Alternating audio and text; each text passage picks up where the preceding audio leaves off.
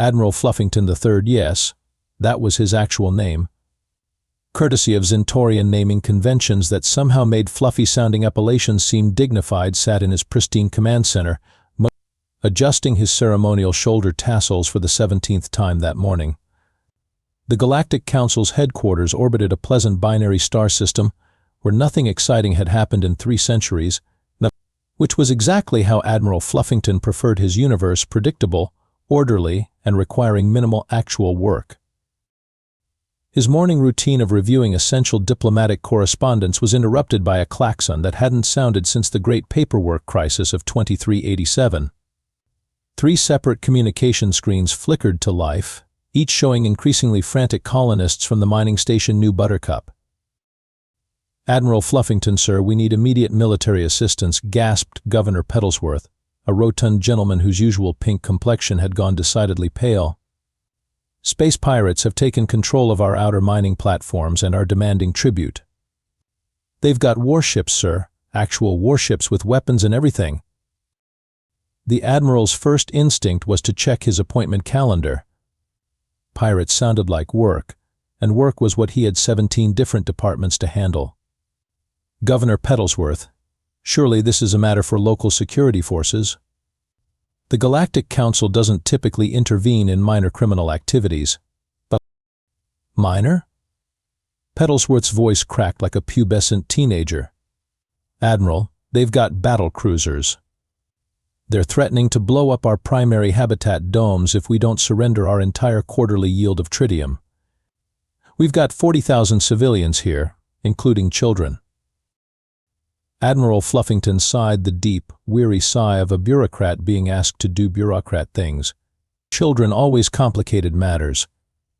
You couldn't ignore distress calls involving children without filling out at least 12 different forms explaining why. "Very well," he announced with the air of someone making a tremendous personal sacrifice. "I shall dispatch standard peacekeeping troops to resolve your pirate situation. Expect arrival within 72 standard hours." He cut the transmission before Governor Petalsworth could ask any inconvenient questions like which troops or how many ships or are you sure you know what you're doing. Such details were for subordinates to figure out. Admiral Fluffington activated his intercom with a flourish. "Assistant Deputy Subcommander Paperclip, please dispatch standard peacekeeping troops to handle a minor pirate situation at New Buttercup. Standard protocols, standard equipment, standard everything. I trust you'll handle the paperwork." What Admiral Fluffington didn't know, because reading his own memos was beneath his pay grade, was that standard peacekeeping troops were currently engaged in 17 different diplomatic missions, 3 humanitarian crises, and 1 particularly nasty border dispute involving 2 species arguing over who invented the sandwich. Assistant Deputy Subcommander Paperclip, a conscientious Regellian with an unfortunate tendency to follow orders literally, dutifully forwarded the request to the Deployment Department. The Deployment Department, noting the complete lack of available standard peacekeeping troops, forwarded it to the Emergency Response Division.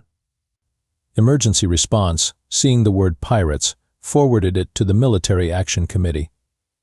The Military Action Committee, noting it was their lunch break, forwarded it to whoever happened to be available. Which, as it turned out, was the human salvage crew currently docked at Station Gamma 7, having just finished a job clearing derelict ships from the asteroid belt of perpetual inconvenience. The human ship Bad Decision looked exactly like its name suggested, as if someone had taken a standard cargo freighter, hit it with a meteor, repaired it with spare parts from 17 different vessel classes, and then decided it needed more guns. Lots more guns. The ship bristled with weaponry that definitely wasn't regulation, powered by an engine that made concerning noises, and held together by what appeared to be equal parts engineering skill and sheer bloody-mindedness. Captain Rex Reckless Murphy stood 6'4" in his combat boots and had the kind of grin that made insurance companies weep. His philosophy of life could be summarized as if it's worth doing, it's worth overdoing, preferably with explosives. A former demolitions expert who'd left the military after an incident involving a training exercise, 3 mountains, and what the official report diplomatically called excessive enthusiasm, Rex now applied his talents to the civilian sector with predictably chaotic results. Janet, Rex called to the ship's AI as he lounged in the captain's chair that had been salvaged from a luxury liner and still had coffee stains from its previous owner. What's our current job status? Well, Captain Boom Boom, came the acidic reply from speakers that crackled with either atmospheric interference or barely contained disdain. We've successfully completed another thrilling salvage mission. You blew up 17 derelict ships, scared the local wildlife, and somehow managed to turn a simple cleanup job into a light show visible from 3-star systems. I'm sure the Environmental Protection Agency will send flowers. Janet, just another nasty electronic threat was an AI with an attitude problem and a tendency toward sarcasm that made even humans uncomfortable. She'd been installed after their previous AI had suffered what the technical manual called catastrophic personality failure, though the crew suspected she'd simply gotten tired of their antics and quit. Engineer Diesel Martinez emerged from the engine room, wiping his hands on a rag that had seen better decades.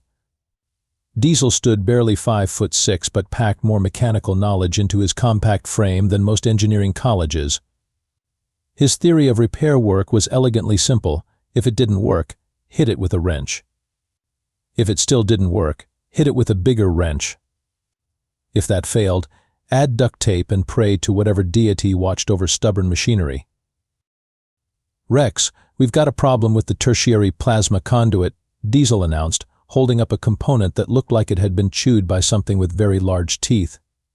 It's making that noise again. What noise? Asked pilot Luna crash-landing Kowalski, poking her head out of the cockpit. Luna had earned her call sign through a combination of exceptional piloting skills and a complete disregard for conventional landing procedures.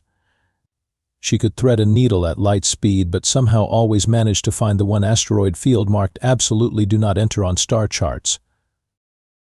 You know, Diesel said, shaking the component until it rattled ominously, that noise that sounds like angry bees having an existential crisis. Oh, that noise, Luna nodded knowingly. I thought that was just Tank talking to his weapons again. Medic Doc Patterson looked up from his medical station where he'd been reading what appeared to be a cookbook rather than medical journals. Doc had the bedside manner of a particularly grumpy bear and the medical philosophy that most injuries could be treated with antiseptic, bandages, and telling patients to stop whining. His first aid kit contained more duct tape than actual medical supplies, which said everything you needed to know about the crew's approach to safety. Tank's been naming the new missile launcher, Doc confirmed without looking up from his reading. He's called it Shirley. Says it reminds him of his ex-wife because it's temperamental and makes loud noises. Gunner Tank Williams was currently in the weapons bay, having what appeared to be a heartfelt conversation with the ship's primary cannon array. Tank stood 6'8", had muscles that required their own postal code, and possessed the gentle soul of a poet who happened to express himself through high explosive ordnance. Each weapon on the ship had a name, a personality, and received regular maintenance that bordered on the romantic. There's my beautiful Bertha, Tank crooned, polishing the barrel of their main gun with the kind of care most people reserved for newborn babies. Ready to sing your song of freedom and moderate property damage? Tank, Rex called over the intercom, we might have another job coming in. You might want to prepare Bertha and the girls for some action. You hear that, ladies? Tank's voice carried the excitement of a child on Christmas morning. Daddy might get to take you dancing again. Janet's speakers crackled with what sounded suspiciously like electronic disgust. I calculate a 73% chance that whatever job we're about to accept will result in property damage, diplomatic incidents, or Rex trying to solve problems with explosives. Only 73%? Rex looked disappointed. We're slipping, people. I was hoping for at least 85%. The communication array aboard the Bad Decision had been designed for short-range salvage coordination, not receiving official military transmissions from Galactic Council bureaucrats. When the message finally arrived, filtered through 17 different departments and translated by computers that had clearly never encountered human slang, it bore only a passing resemblance to the original request. Attention salvage vessel, bad decision. The message began in the stilted tones of automated translation software. You have been selected for priority debris clearance operation. Location: New Buttercup Mining Colony, Sector 7G. Mission parameters: neutralize navigation threats, clear shipping lanes, eliminate hostile debris. Authorization level: military priority alpha. Compensation: standard council rates plus hazard pay. Rex rubbed his hands together with the glee of a man who'd just been told Christmas was coming early. Navigation threats, shipping lane clearance, hostile debris sounds like someone's got a serious space junk problem, people. Janet, pull up the specs on New Buttercup. New Buttercup. Yeah.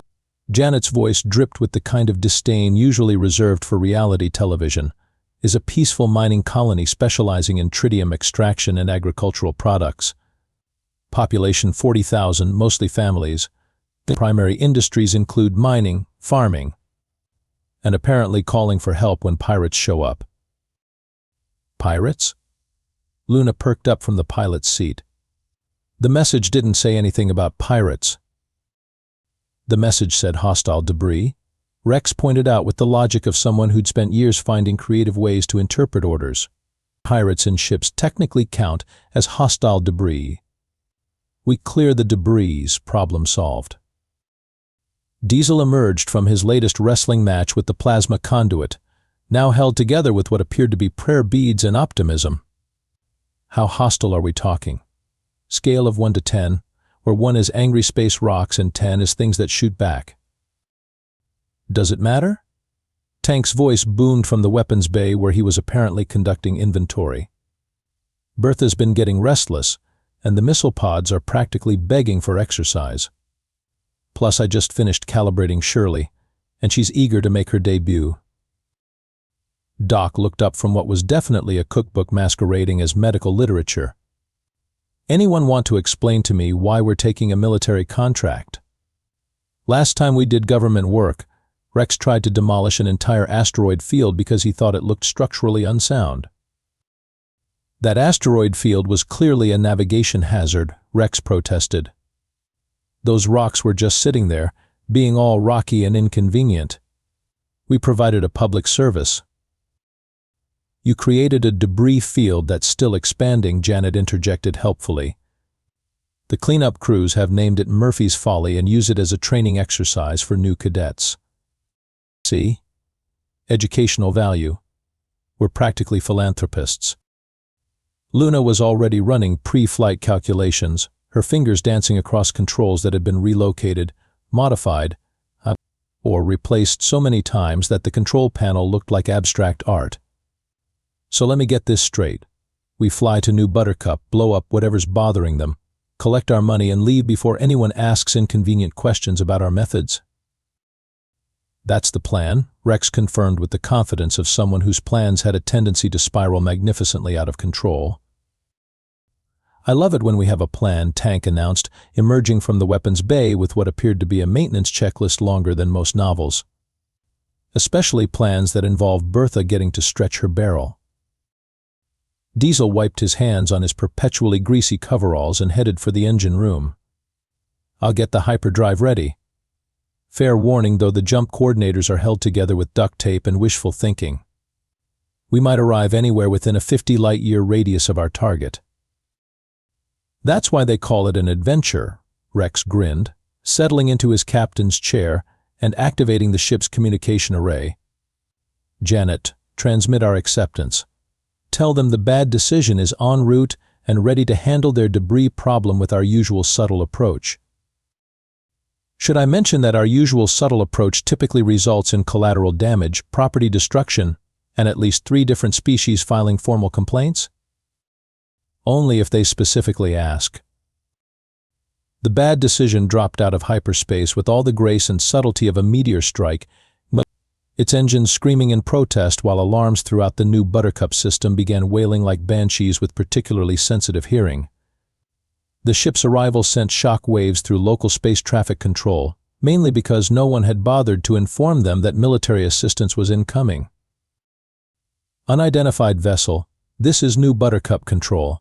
came the nervous voice of Traffic Controller Pimplebottom, whose day had already been ruined by space pirates and was about to get significantly worse.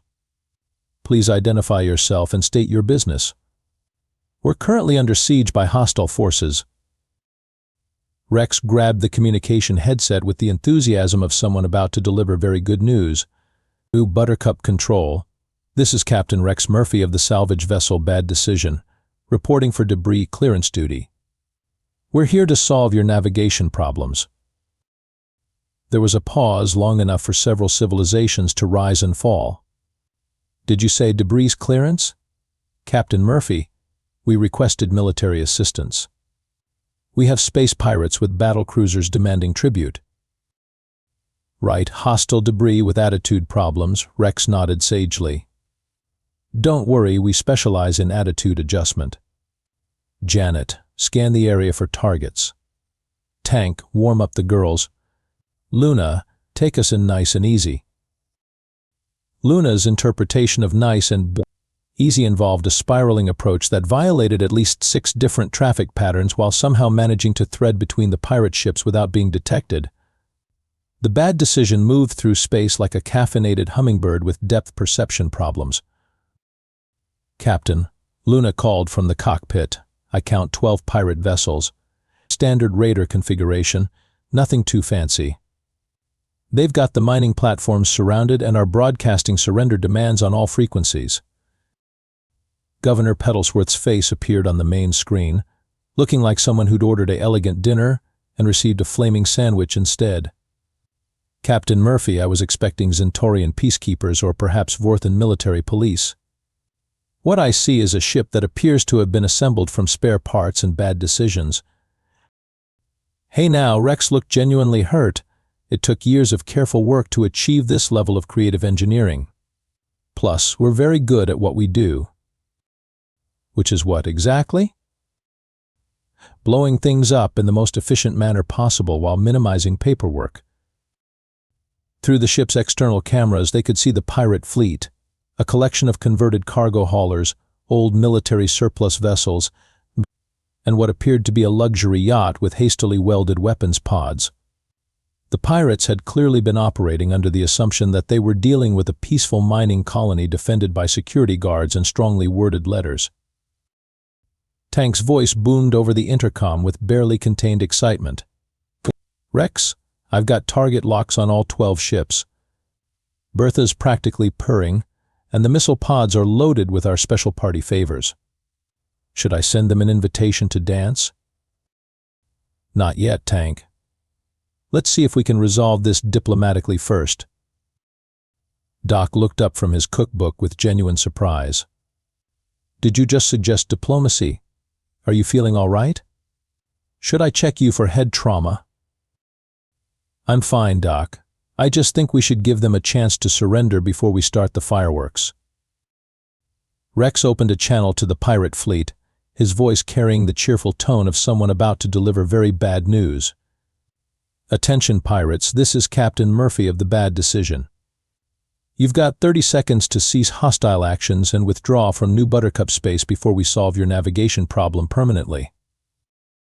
The response was immediate and about what you'd expect from pirates who thought they were dealing with mining equipment and tractors. Human vessel, this is Captain Bloodfang of the Crimson Death.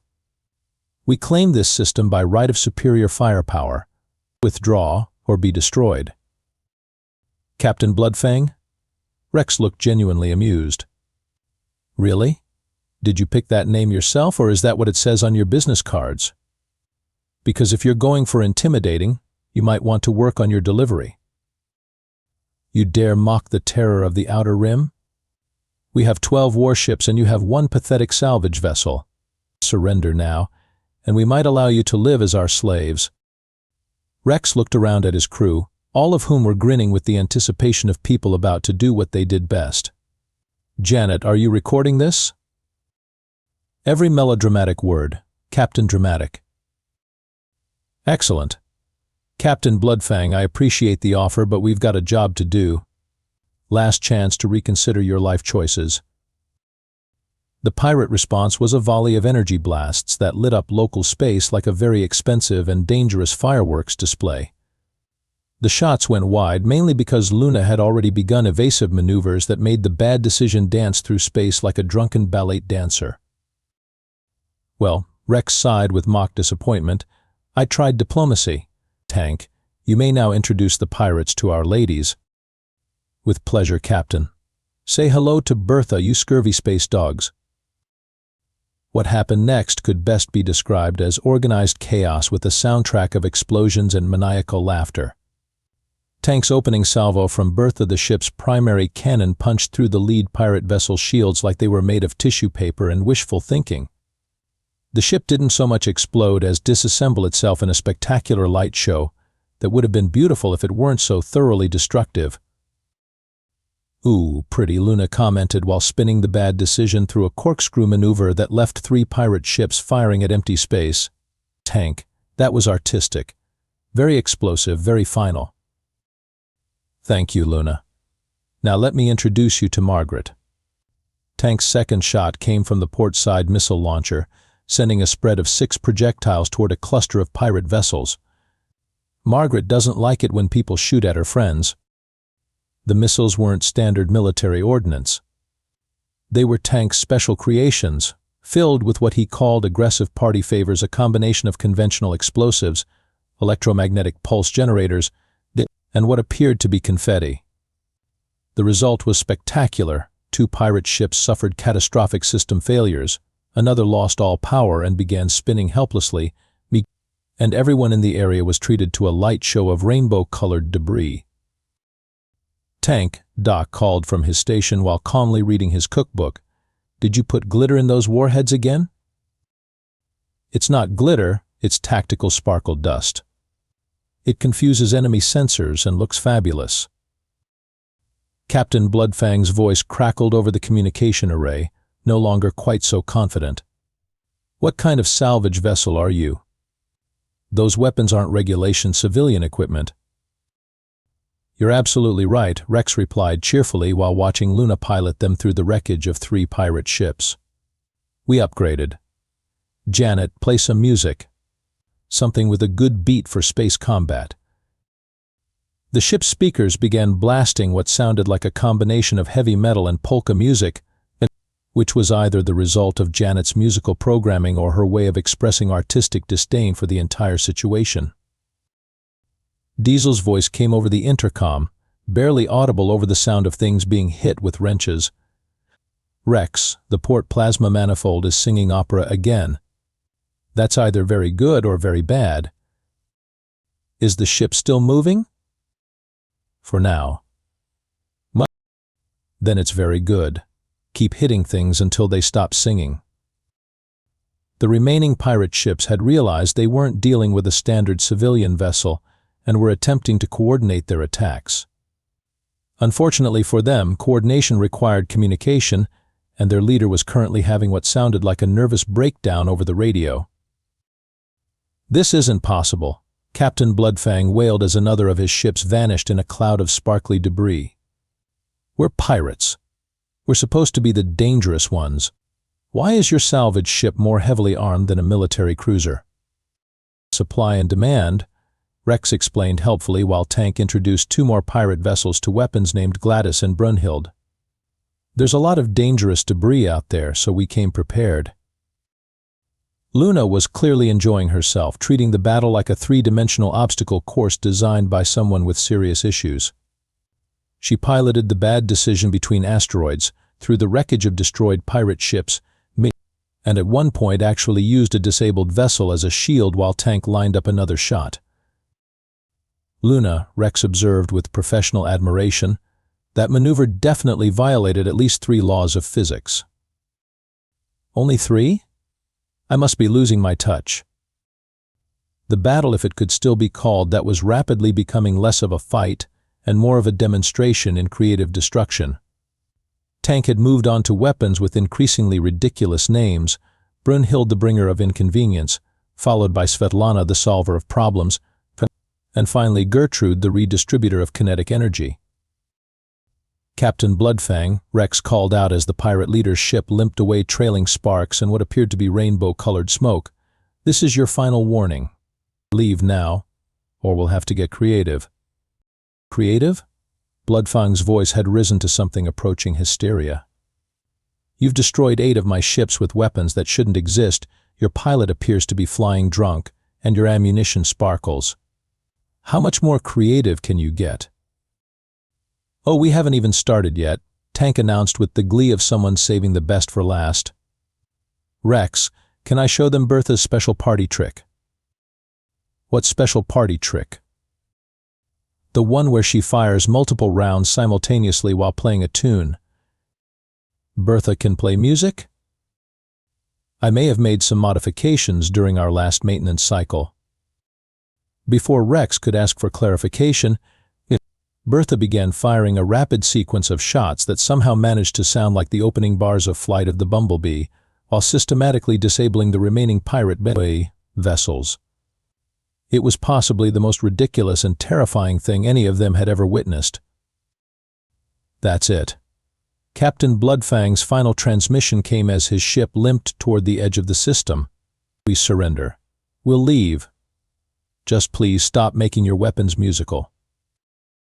The dust settled literally, in some cases, since several pirate ships had been reduced to glittery space debris to reveal new Buttercup space looking like the aftermath of the galaxy's most explosive fireworks celebration. 12 pirate vessels had been reduced to 3 limping wrecks fleeing the system, 1 ship broadcasting surrender on all frequencies, and enough sparkly debris to make the local cleanup crews question their career choices. Governor Petalsworth's face reappeared on the main screen, wearing the expression of someone who'd asked for help moving furniture, and instead received a team of demolition experts with creativity issues. Captain Murphy, that is to say, the pirates are gone. "Mission accomplished," Rex announced with the satisfaction of someone who'd just solved a complex problem using the most straightforward approach possible. All hostile debris cleared from shipping lanes, navigation threats neutralized, and we even included some decorative elements for the local tourism industry. Decorative elements? And the sparkly bits. They'll make the system look festive for months. Tank emerged from the weapons bay, looking like someone who'd just had the best day of his life. Bertha performed beautifully, and the new girls all did their jobs perfectly. I'm particularly proud of Margaret's glitter bomb modification. Tank, Doc said, looking up from what was definitely a dessert recipe, remind me to never get on your bad side. Also, next time we do this, could you warn me before the musical number?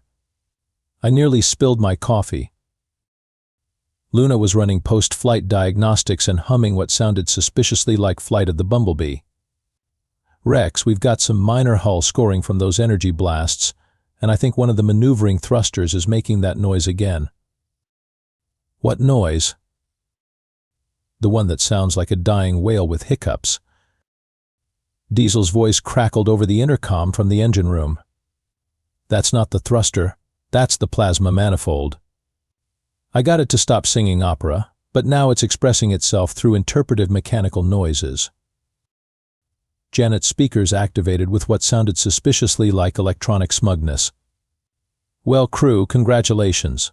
You've successfully completed another mission with your usual subtle approach. Current casualty count, 0 humans, 12 pirate ships, and at least 17 different regulations regarding the use of musical weaponry in civilian space. Governor Petalsworth was still trying to process what he'd witnessed. Captain Murphy, we certainly appreciate your assistance, but I have to ask, are you actually a salvage crew? Because that was the most effective military operation I've ever seen. We're very thorough salvage specialists, Rex explained with the patience of someone used to explaining the obvious. You had a debris problem specifically, debris with attitude and weapons. We solved your problem using proven debris removal techniques. Your debris removal techniques involved weapons that play music and ammunition that sparkles. Innovation is the key to success in any industry. A new voice crackled over the communication array, and Rex recognized the pompous tones of Admiral Fluffington from the mission briefing. This is Admiral Fluffington of the Galactic Council. I'm receiving reports about the peacekeeping operation at New Buttercup. Status report, please. Rex exchanged glances with his crew, all of whom were grinning with the expression of people who'd just realized they might be in trouble. Admiral, this is Captain Murphy of the Bad Decision. Mission complete. All hostile debris cleared from shipping lanes, navigation threats neutralized, and the local mining operation is back to full productivity. Excellent work, Captain. Standard military efficiency, I assume? Minimal collateral damage by the book procedures? Oh, absolutely, Rex replied with the straightest face he could manage. Very standard. Very by the book. Minimal collateral damage. Janet's speakers made a sound that could have been static or electronic laughter. Admiral, Governor Petalsworth interrupted. I feel I should mention that your peacekeepers destroyed 12 pirate vessels using weapons that shouldn't exist and tactics that definitely aren't in any manual I've ever read. There was a long pause. Destroyed 12 vessels? Captain Murphy, please clarify the nature of your peacekeeping techniques. Well, Admiral, when you're dealing with hostile debris, sometimes you have to get creative with your clearing methods. Another pause, longer this time. Captain Murphy, what exactly is your vessel classification? Salvage ship, sir. We specialize in debris removal and navigation hazard elimination. You're not military? Not technically, no. The sound that came over the communication array might have been Admiral Fluffington having a stroke, or possibly just realizing that he'd accidentally sent a civilian demolition crew to handle a delicate military situation. I have to file 17 different reports now. Admiral Fluffington's voice had taken on the tone of someone contemplating early retirement. Do you have any idea how many regulations you've probably violated? Should I start counting? Tank asked helpfully. No, Rex said quickly. Definitely don't start counting. As the Bad Decision prepared to leave the New Buttercup system, Rex couldn't help but feel satisfied with another job well done. The pirates were gone, the colonists were safe, and they'd even managed to provide some entertainment value. Janet, he called out as Luna began plotting their course for the next destination, calculate the probability of us getting more military contracts. Based on current performance data and the likelihood of Admiral Fluffington updating his files to mark humanity as do not deploy for peaceful missions, I'd estimate approximately 0%. Shame, Rex said with genuine disappointment. I was starting to like this peacekeeping business. As the Bad Decision jumped to hyperspace, leaving behind a system full of sparkly debris and very confused bureaucrats, Tank could be heard in the weapons bay having what sounded like a heart-to-heart conversation with Bertha about their next adventure. Behind them, Admiral Fluffington quietly began updating his personnel files, adding a new classification he'd never thought he'd need, humans effective but absolutely not for diplomatic missions. The galaxy was a slightly safer place, even if nobody was quite sure how that had happened.